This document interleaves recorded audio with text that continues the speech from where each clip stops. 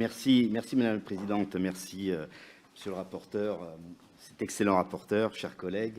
C'est une grande fierté pour les députés démocrates ce matin donc de soutenir aujourd'hui le budget de l'APD qui acte du respect des engagements présidentiels de porter l'aide publique au développement à 0,55 du RNB en 2022. Les récentes actualités nous l'ont rappelé, la solidarité internationale est plus que jamais essentielle à l'heure où les crises, qu'elles soient sanitaires, économiques ou encore environnementales, ne cessent de se déclarer.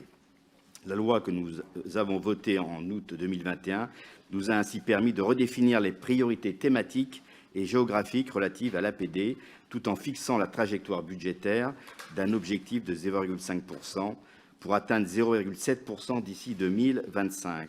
Les crédits engagés pour l'année 2022 traduisent l'ambition nouvelle qui est la nôtre en ce qui concerne la politique de développement et de solidarité internationale. Tout d'abord, les crédits ouverts pour 2022 permettront à la France d'honorer ses engagements vis-à-vis des organisations internationales et des grands fonds sectoriels tels que le Fonds vert pour le climat, le Fonds mondial de lutte contre le sida, la tuberculose et le paludisme, ou encore le Partenariat mondial pour l'éducation. Par ailleurs, au titre de la réponse internationale à la crise sanitaire, le budget 2022 acte des crédits qui permettront de poursuivre la coopération, notamment en matière de santé. Ainsi, une nouvelle enveloppe de 125 millions d'euros sera mobilisée pour l'initiative internationale ACT-A pilotée par l'Organisation mondiale de la santé. Cette dernière propose d'apporter une réponse globale, juste et solidaire à la Covid-19.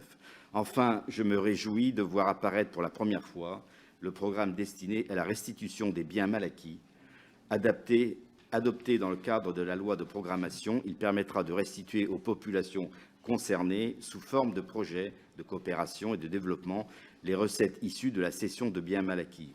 Alors que nous avons voté il y a moins d'un an en faveur de la restitution de biens culturels à la République du Bénin et du Sénégal, l'apparition de ce programme dans le projet de loi de finances 22 marque une avancée majeure.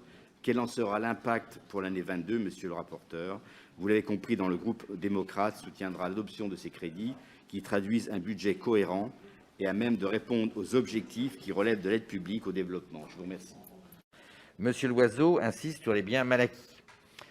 Pour le moment, c'est zéro en termes financiers, puisque le bien mal acquis, c'est dans la loi, mais il faut que la recette soit générée par un procès.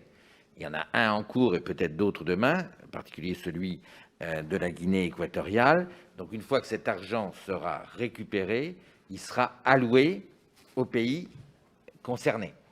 Donc, c'est un très bon objectif, mais on est au début du dispositif, donc on n'aura pas de traduction budgétaire concrète en 22.